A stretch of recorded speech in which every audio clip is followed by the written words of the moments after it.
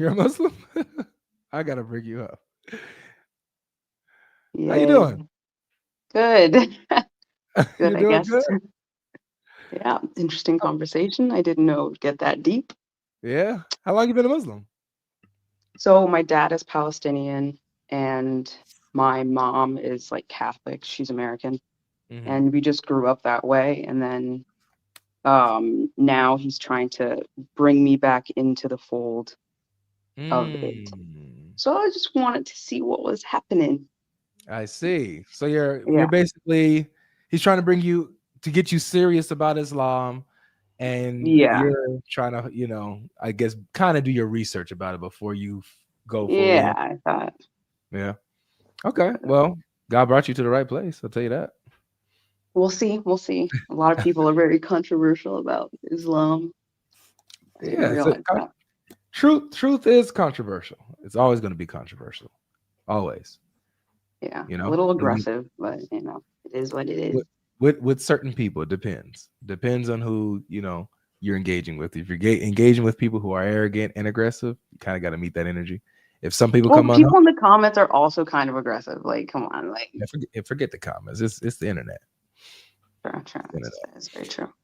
So, do you have a question for us on this topic here about the Qurans? Because he's going to tell you that the Quran has been perfectly preserved. Every other book in human history Yeah, is. I heard that, and I thought it was until Hmm. you guys said something, but it doesn't really make any sense. So if you're saying that that Islam is false, right, and Muhammad is a false prophet, blah blah blah, Hmm. Hmm. but you also believe some things from the Quran because it came after the Bible. Like, do you think it's all bullshit?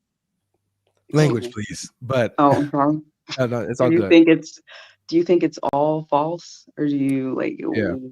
Yeah, so basically, we don't take any information from the Quran as like our source of information. Like if the Quran gets some things right, the Quran is not the source of that correct thing. Like for example, it says that Jesus was born of a virgin. We believe that, right? That Mhm. information doesn't come from the Quran. That comes from the gospel. So the gospel is our source of information. The Quran happens to get this right. You know what I'm saying? So the Quran is not a source of truth for us in any way, shape, or form. Well, okay. Well, damn. Okay. But there's a So reason who do why you though. think Muhammad what like so you just think that he's a liar? Yeah, I believe he was I believe that it's a mix of things. Muhammad was a flat out liar, and we could show examples of why.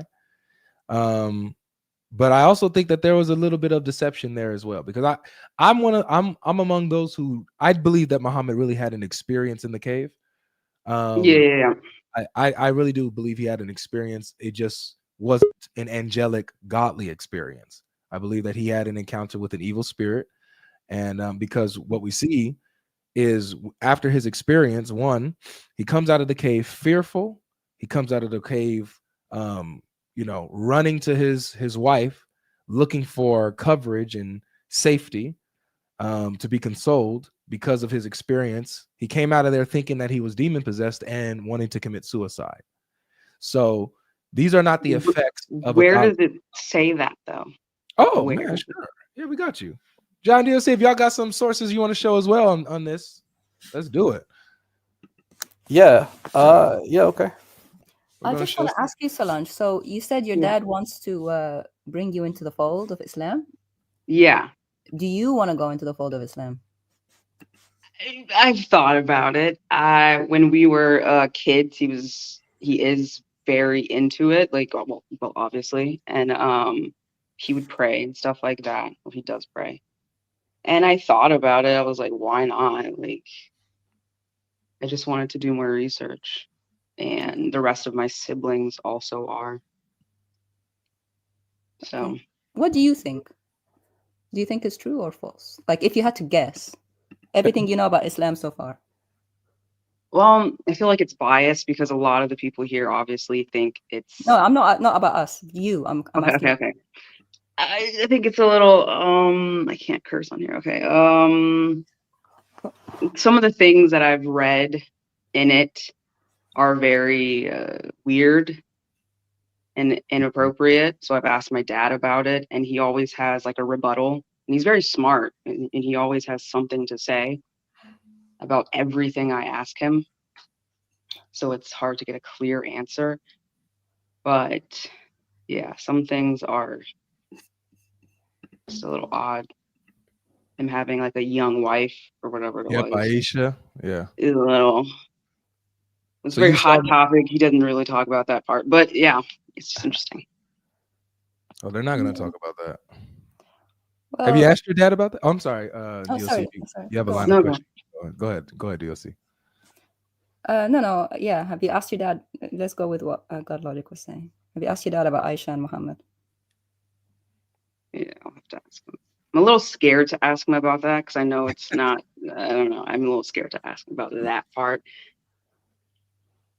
'Cause, yeah, Okay. Well, that's very honest. but he takes it very serious. So, if the Quran happened to not be preserved, would that help you decide then that this is not Islam is not real, or will you still want to please your dad and become Muslim anyway? Okay. No, I'm not. I would never please my dad. Like, if I'm not gonna, no. It's more like I have a child now, so I'm contemplating. I want to be more religious, so I'm contemplating Christianity since that's what my mom is, and I know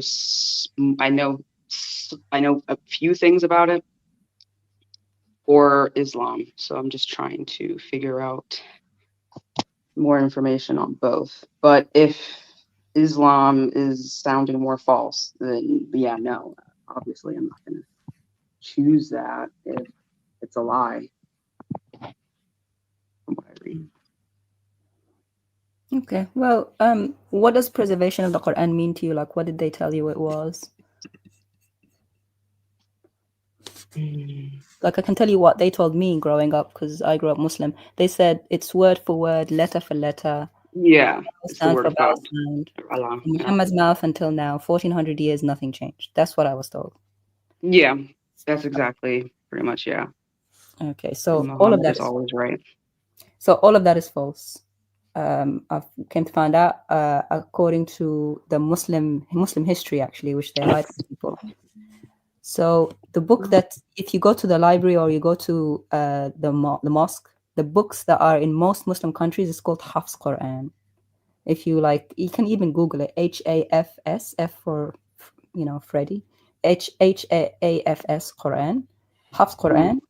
It's named after the person who narrated it from his teacher. Okay. Oh, So Hafs is nothing to do with Muhammad. He wasn't at his time or anything. so there's more than one. Well, he gives a chain of narration of I got it from this teacher, from that teacher, from this person, from that person. He puts it in the beginning of the Mus'haf of the Quran. If you go into the lives of each of these people, you found out they recited different verses. They thought different things about the Quran. The version that the Hafs at least is not what they were reciting. And we can go through each one of these names if you want. We've got all that information here. Oh, so there's more than one Quran. Yeah, so Hafs is one. Like Brother God Logic was holding up a few. So Warsh is the sort of second most known one. Warsh, Warsh. You find the Warsh Quran in like Morocco, the sort of North African countries, the Western North African countries, and even some African countries. And the Warsh Quran has like different words, different Arabic words. We've got a few examples if you like. One of the most common examples is there's a verse that says the angels are the Ibadur Rahman, the servants of Allah. Yeah. And that's in the Hafs. And the verse says Inda Rahman, they're with Allah. So it's like different words. They're like different legal rulings that come from these Qurans. So if you look through the history, Muslims canonized different numbers of Qur'ans at different times. They ended up canonizing 10 throughout the century. So they started by canonizing 7, and then someone came and added 3. And they called them qira'at, which means recitations. Now, Oh. growing up, you might have heard Warsh or Hafs or these names if you're in different parts of the world. They just say, oh, it's accents, just different accents. Yeah, like it's a different dialect. Yeah, different dialects. That's what they told us, and that's what the people that we're talking to were saying. But if you actually open them up and read them, they're actually different words Yeah. completely. And we've got like some examples if you want. Sometimes you've got some words missing, like the huwa, the pronoun is missing. Sometimes you've got sometimes you've got different the bismillah, the beginning is missing. Yeah. And so they're numbered differently in the Qur'ans. So the verse number is even different. If you quote it, it will go to a different verse. Like I've got it here on the screen for you. Oh, okay. I don't see Where? anything. So this is like a easy one just to see. Wait, hold on, sis. I don't see. Oh, Y'all there. are ruthless in these comments. All right. My God. Don't worry about the comments, sister. Don't worry. No, As I you don't can. care that much. Sorry, It's just interesting.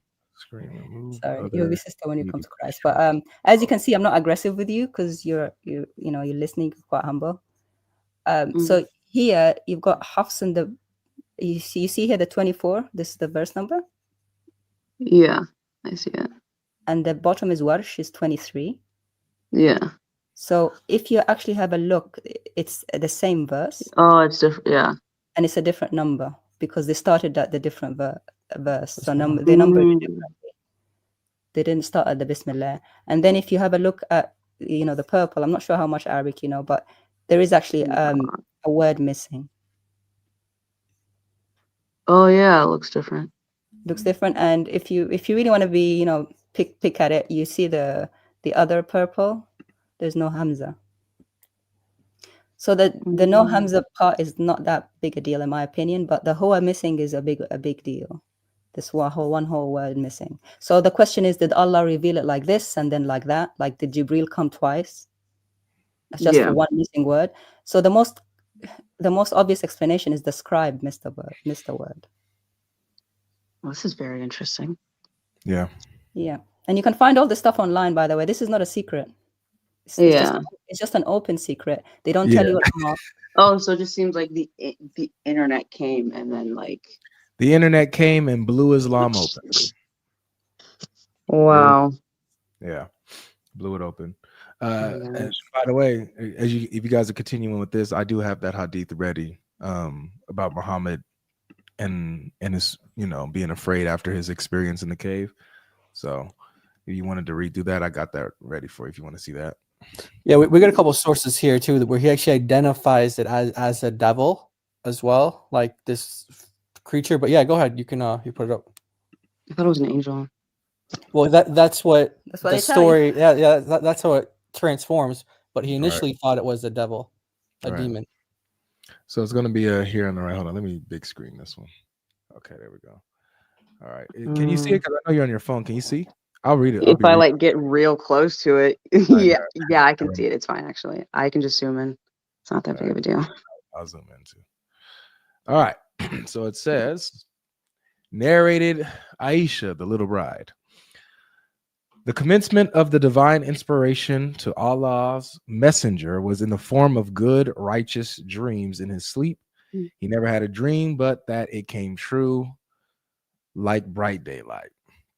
He used to go in seclusion, the cave of Hira, where he used to worship Allah alone, continuously for many days and nights.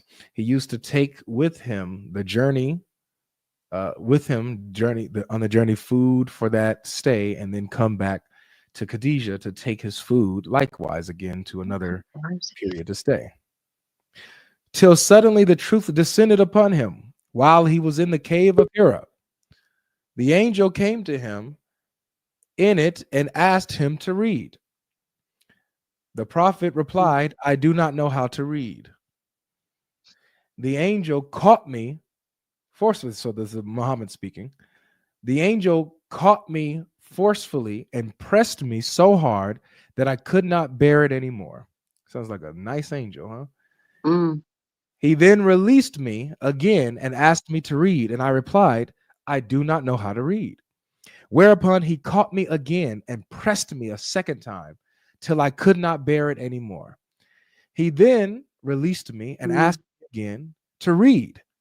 But again I replied, I do not know how to read, or what shall I read? Thereupon he caught me for the third time and pressed me, and then released me and said, read in the name of your Lord, who has created all that exists, has created man from clot. Read, and your Lord is most generous, up to that which he knew not. Then Allah's messenger returned with the inspiration, and listen to the symptoms here, Solange. Okay. His neck muscles twitching with terror, till he entered upon Khadijah and said, cover me, cover me. They covered him till his fear was over, and then he said, oh Khadijah, what is wrong with me? Then he told her everything that had happened and said, I fear that something may happen to me. Khadijah said, never, but have the glad tidings, for by Allah, Allah will never disgrace you as you keep good reactions with your kith and kin.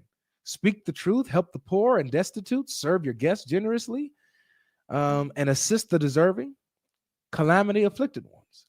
Khadijah then accompanied him to Waraka. It's very long. Yeah.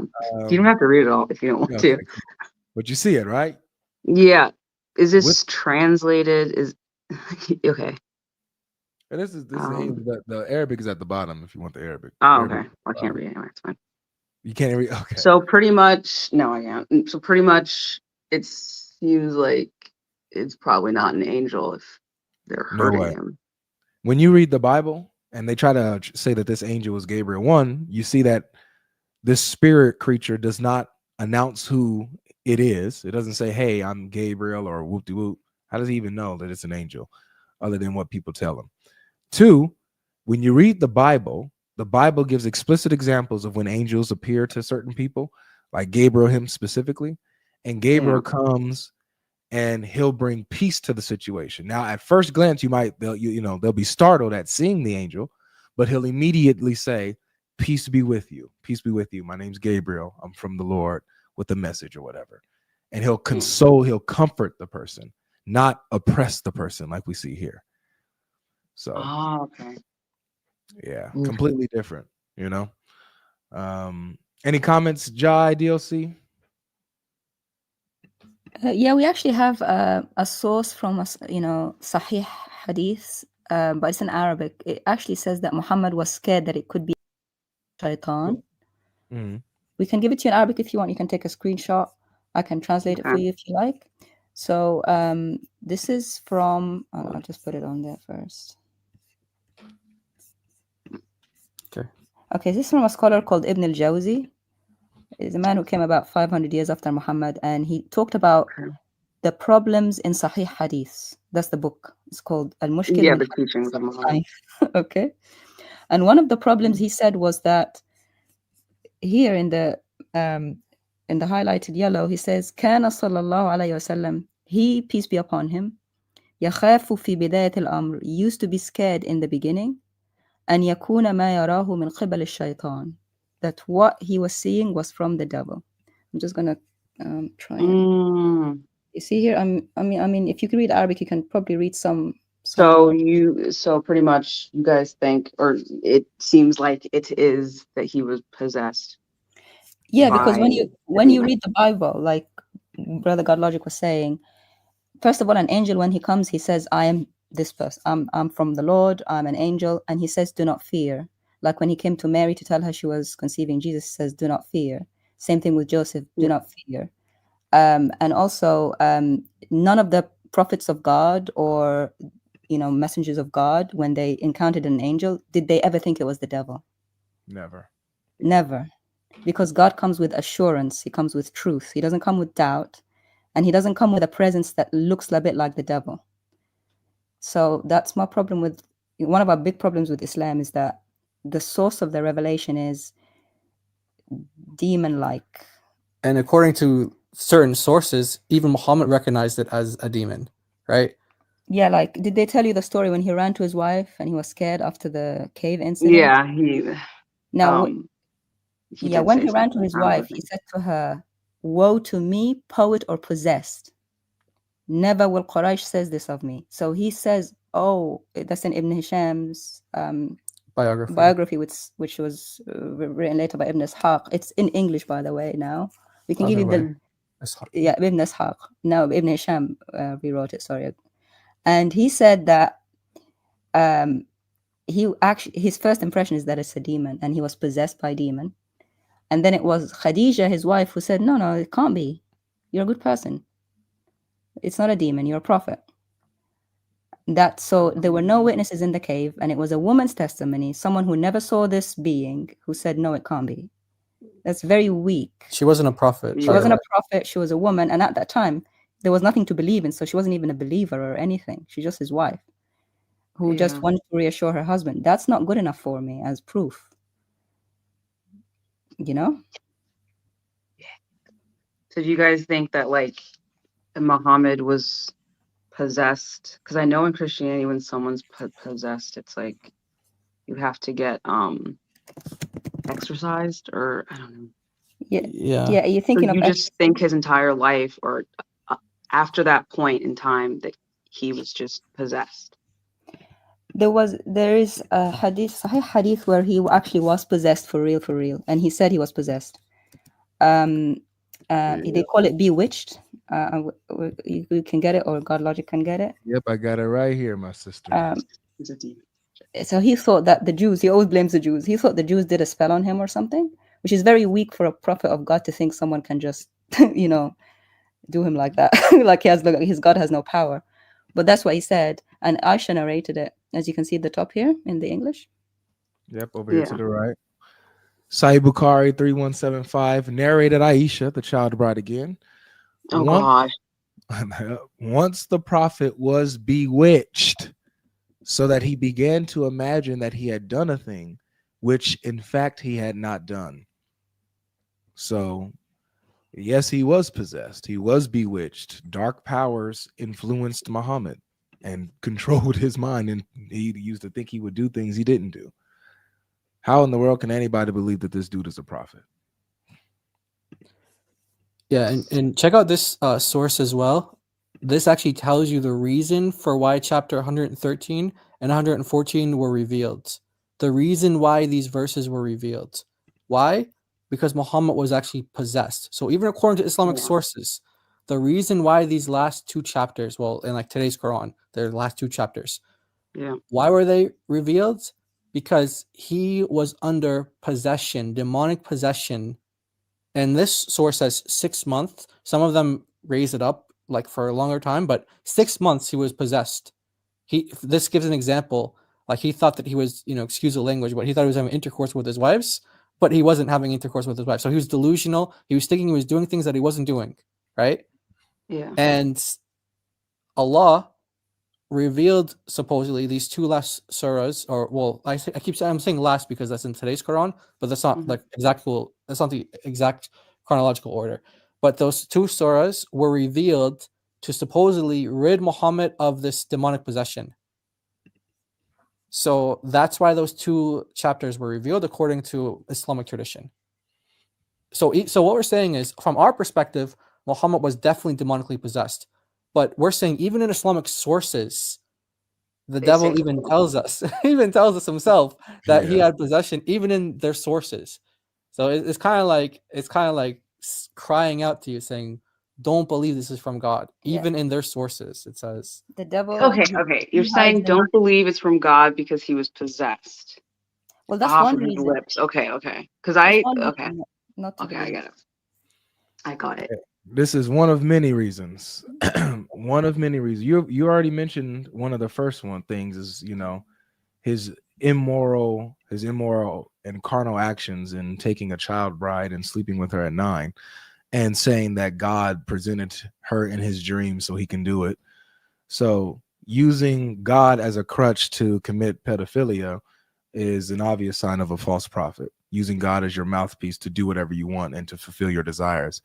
In fact, it was so bad that even Aisha used to say that it seems that your Lord hastens to fulfill your desires. That's what Aisha says herself. You guys know that hadith, Giant Yeah, DLC? exactly. And why don't we pull up the verse first? Because we'll pull the verse first, chapter 33, verse 50. Because Yeah. that's what she quotes, and it's like crazy. The Quranic verse is actually worse than the hadith.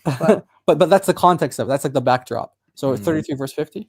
have you ever read Surah 33, verse 50? Yeah. By the way, have you read the Quran? No.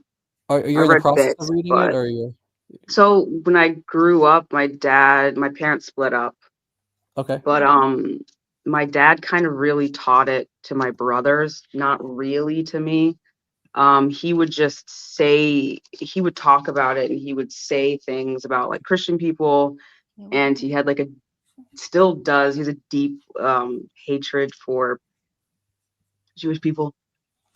So things like that, but I didn't read the Quran. He's telling me to read it now, and I've been trying to understand it. Okay, we'll get you started then. We'll get you started. Surah 33, Surah Al-Ahzab, verses 50 I'll just put up on the screen here. to 51. Here, Mhm. Allah's telling Muhammad who he can sleep with. Sorry. I mean, that We're supposed to believe this is from God. Like this is what God's concerned with. right. Yeah. So if you think about it, like 50 to 51. a God who's telling the man who to sleep with and who not to sleep with, I'm thinking this man is just making it up because he's talking about his bedroom life. But it gets worse. So he tells them this long list of who he can sleep with.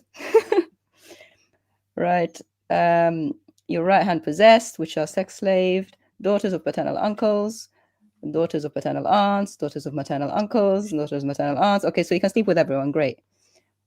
The next verse, 51. Yeah. You may. Okay. Sorry. Where is it? I know it's in the Arabic more. Oh, here it is. At the end of the list, he says, If any believing woman. yeah, if and a believing woman who gives herself to the Prophet. Any believing woman who wants to throw herself at you, Muhammad, you got it, man. You good. Yeah, so Now watch how his wife, his child bride, watch how she responded to this. Check this out. she didn't like it.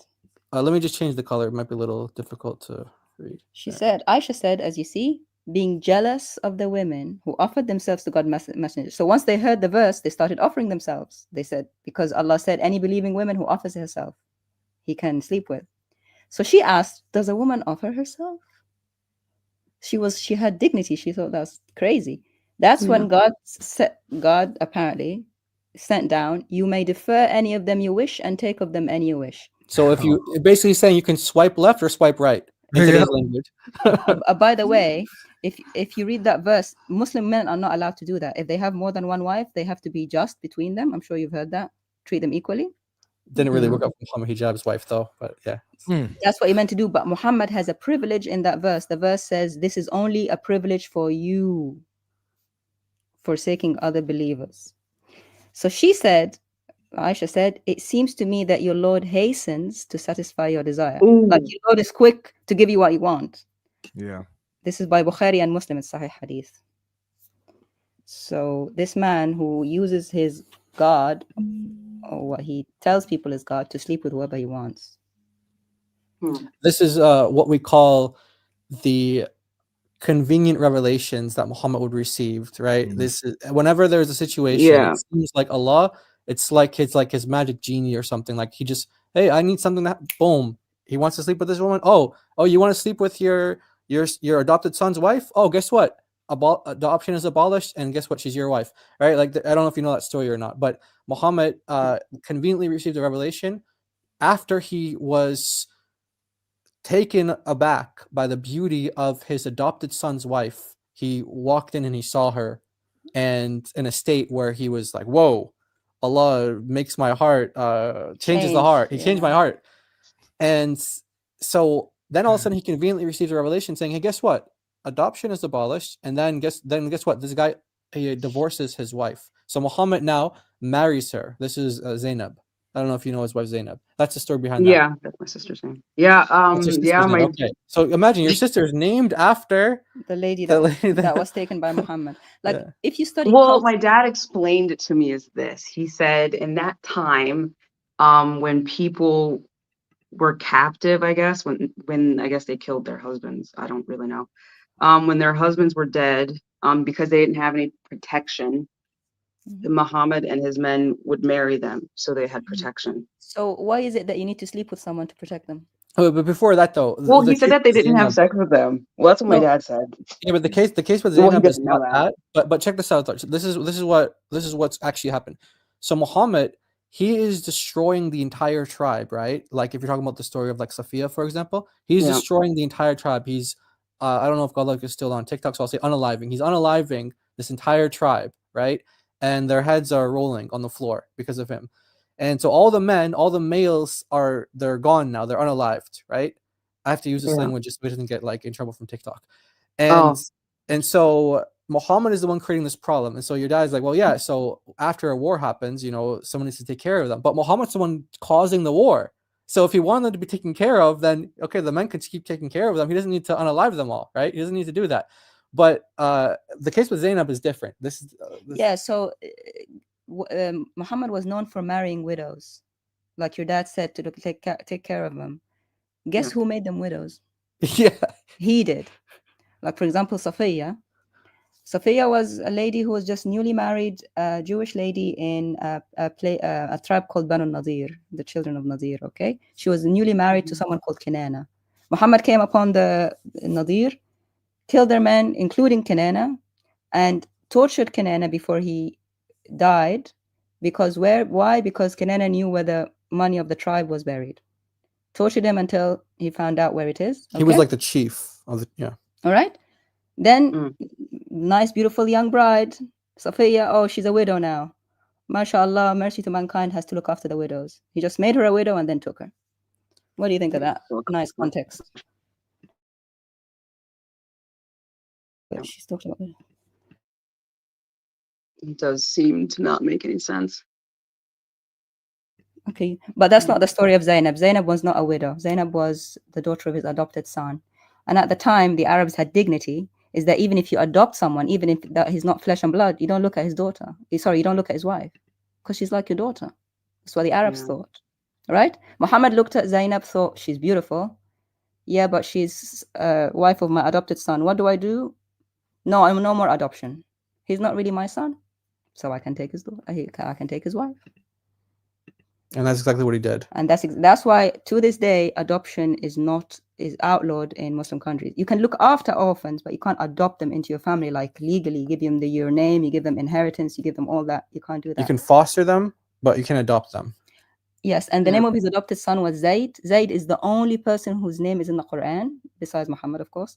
Like only name of like people around of the Sahaba, people of the companions, right? Zayd. And the verse said, after Zayd had his need of her, meaning his wife, we gave the wife to you in marriage, so that to show them that you can take the wife of your previously adopted sons. It literally says that in Surah 33, in the story of Zayd and Zainab and Muhammad. So he did everything for the sake of the bedroom, either the sake of the bedroom or the sake of money. Like all cults nowadays, if you look at cult leaders, they care about two things: money and sex and power, of course. Three. Yeah, money and sex and power. And if anyone is against them, oh, God told me I have to sleep with all the women of the tribe. It's very much like that. Or God told me I have to take all the money of the tribe, a portion of it for me. You literally see that in Surah Al-Anfal, Surah 80, verse 1. It says all the spoils of war go to Allah and the Messenger. You can't send them to Allah in the sky, can you? They go in the pocket of the Messenger. Well, thank you for explaining it to me. How is that a prophet from God? Very interesting. Yeah, a lot to think about. Yeah, I don't want to take up any more time, because I'm sure other people want to argue, debate on this topic. So yeah, but we care about you as well. So after we finish here, you can rewind to all the points we made, look them up. I'm gonna do some research and check them out, and then make your decision. Yeah, think about it. Thank you. Avery, you're muted. You're very welcome.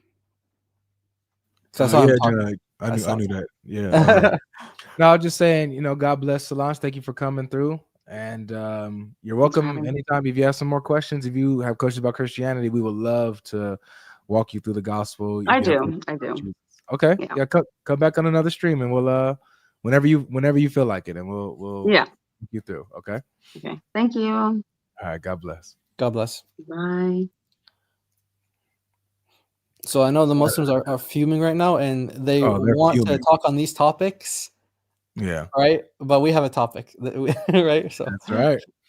I just want to say I taught Jai and DLC so well what they taught me. And I've never been more proud of people, and so, Praise man, God. grace and patience. Praise God. We're Amen. proud of you, brother. We're Yeah. proud of you and what God's doing through you. Amen. Amen.